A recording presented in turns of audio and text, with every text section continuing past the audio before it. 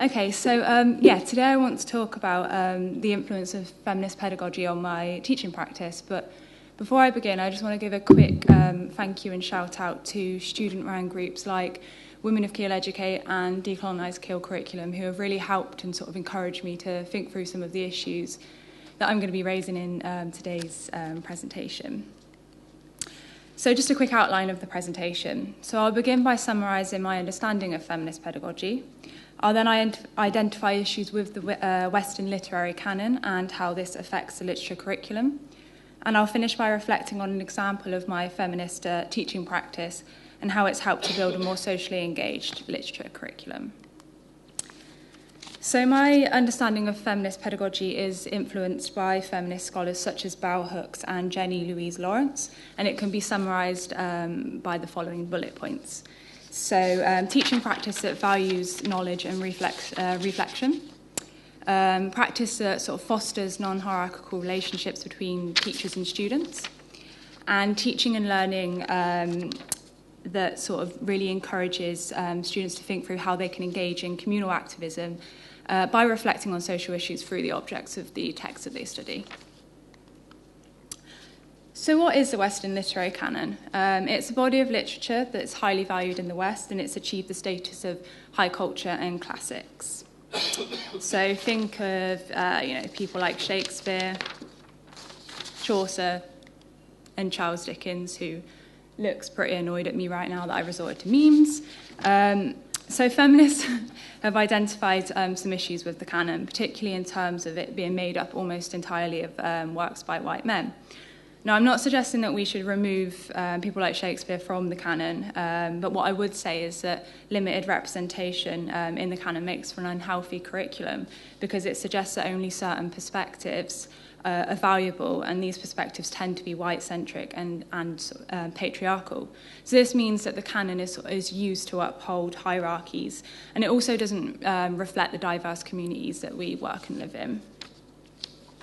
So out of curiosity, I went on to Wikipedia, the go-to place for many people, and we're not meant to, but I was just curious to see what writers were sort of being held up as canonical. And I've just popped them on the screen here, and you can see from the red names that not many of them are women. So as a graduate teaching assistant, I don't always have control over what is taught on the modules, but I do have more free rein over how I teach the module, and this includes how I teach the canonical texts. So to that end, I've sought to create teaching materials that encourage students to map systems of oppression in canonical texts, and secondly, to reflect on their own identity positions. So I get students to reflect on their own identity for two reasons, or at least two main reasons. One, it gets them thinking about how their identity may impact their everyday experiences and how they navigate the world, but also to get them thinking about how these experiences influence their reading of the literary text that we study. So how do I do this? I often get students to read the canonical text through the framework of privilege and oppression. So by that, I mean I ask students to consider how characters may have certain aspects to their identity that benefits them in some ways, leading to forms of privilege. So, for example, being male in a patriarchal society can lead to gender-based advantages over women. At the same time, I also point out that characters may have certain aspects and disadvantages that may offset some of them privileges. So, for example, being from a low socio-economic background in a capitalist society. So I found it's necessary and important to engage students in this kind of thinking, because many of them, I find, sort of equate man with oppressor and woman with oppressed without really considering the various factors that make up our identities and experiences. So, for example, when they say man, do they mean a cisgender man or a transgender man? When they say man, do they mean a white man or a black or Asian man? Do they mean a middle class or working class man? And you sort of get my drift here. So more often than not, it turns out that they're referring to wealthy, white, non-disabled, cisgender men from the UK or US who is positioned as sort of like the universal figure, the neutral position. So I use my teaching of the canon to move students beyond this kind of universalizing thinking about identities and to get them thinking about webs of oppression in the texts that we study. So I'll conclude by talking about a seminar I ran on whiteness and the Great Gatsby. So Gatsby is an example of a character who experiences privilege and oppression. So he's a man in a patriarchal society.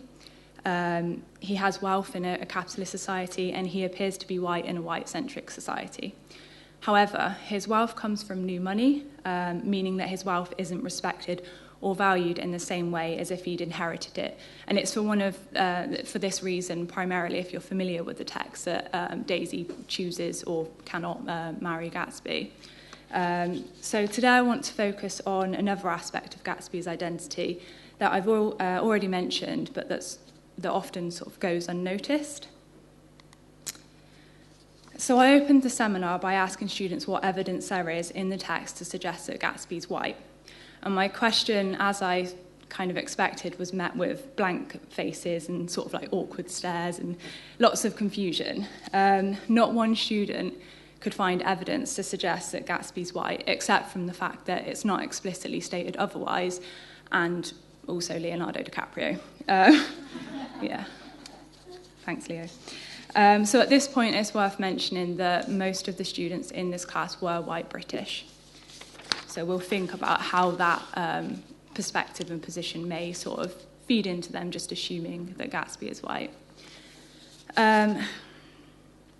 Okay, so after this sort of a few moments of awkward chatter amongst the students, I put this quotation on the screen, and it's by a scholar called Carlyle Van Thompson, who was the first critic, or one of the first critics to read Gatsby as a light-skinned black man who is white passing.